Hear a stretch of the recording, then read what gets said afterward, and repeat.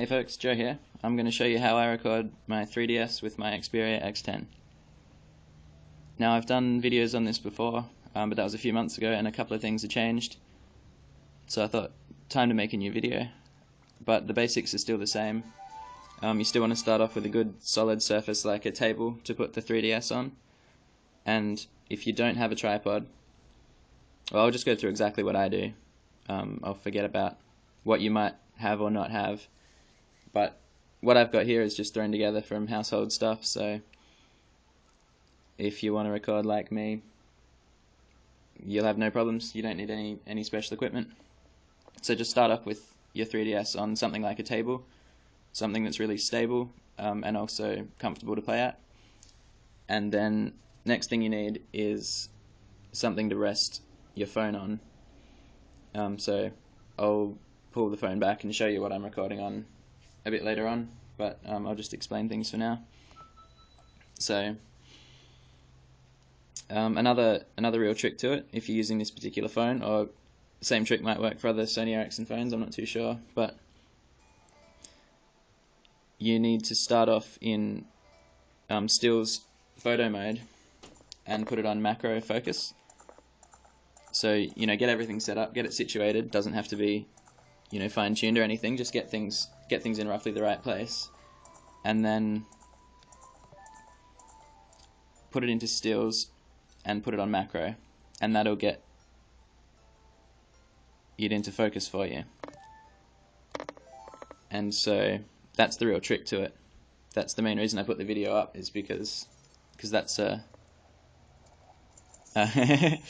is adult Lincoln Jabber Jabber's belly. This wasn't meant to be a... Anyway, that's the real trick. So start off in stills mode, get it in focus in macro, and then you switch over to video. And that way it'll hold that macro focus for you when you record video.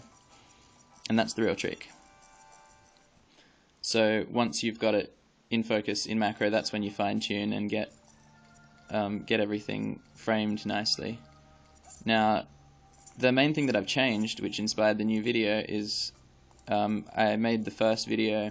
It was both closer to the, less of a gap between the 3DS and the phone, and it was also in HD before, and I've switched since then to just VGA, since the frame rate's a whole lot better. You get about something like 6 frames per second more on VGA. It might not be quite that much, but and wide VGA as well is a little better than HD, but only by a few frames. So for a really good balance between frame rate and quality,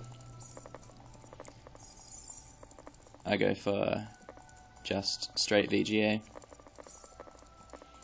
And I mean, you pick up an extra frame if you go to QVGA. It's about a 1 or 2 frame per second increase. So that's not worth it though for the huge drop in picture quality. So VGA is the right spot for me. And yeah, so nowadays the gap, I haven't measured it, but it looks like it's about 11 or 12 centimeters between the the camera and the 3DS screen. So do the maths if you need that in inches. I don't know it. And it gets pretty tricky actually once you start trying to find the right distance to record at, because there are a few little, it looks alright now, apart from I've got the curtains open, so the lighting's not the best in this room, but in a light screen, like say here, you'll see, if it comes into focus, there are little coloured bands. If I can get a white screen up. Doesn't want to do that for me. I think I'll have to pause at a better time. But yeah, you can see coloured bands at the bottom of the screen in the middle there, and they're really hard to get rid of. You can move them around and you can change them, make them wider or narrower by going at different distances, but you pretty much can't get rid of them. And I find that if I do manage to completely get rid of those coloured bands, then the autofocus will just wobble. Yeah, it gets really intricate, and you probably don't even want to worry about that. I doubt anyone's going to care as much as I do. But yeah, sports mode as well is another really important pointer. you definitely want to set it to sports mode, because that'll maximize the well, it won't change the frame rate, but it'll get you a better aperture, I guess. Each frame will be clearer, so it won't blur.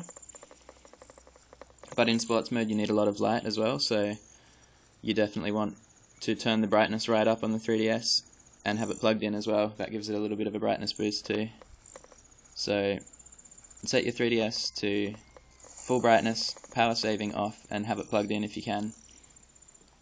And then have your phone set to, well, for me, like I said, I like VGA, but you can choose a different resolution and a different aspect ratio if you choose to.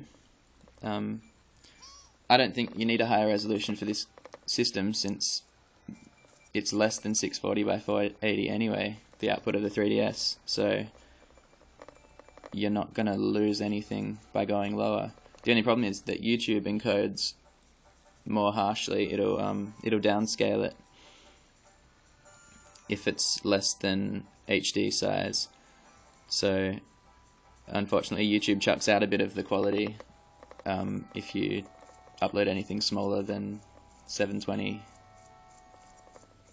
rows. That's just the way that goes.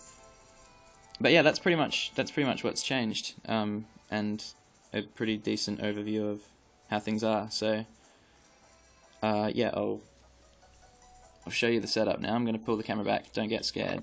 Everything's fine. Now it'll lose focus a bit here because it's still going for that close-up look, and it'll be a bit dark too since it's sports mode. But that's the 3DS, and I've got it on this. It's just a cheap pot gripper thing, so it doesn't slide. And you know, if your table surface is something non-slip, you won't need that, because it does actually give it a bit of a wobble. But I find it's better than having a 3DS slide around. And then, I mean, this is what was around for me. I've used a couple of jars as supports, and then I've got a CD case on each side and a little piece of cardboard on this side. Just whatever's around to get the height right for you. And yeah, they're just rulers, and that's what the phone actually sits on, and it looks through that gap in the rulers. And that is how I record 3DS on my X10. Thanks for watching.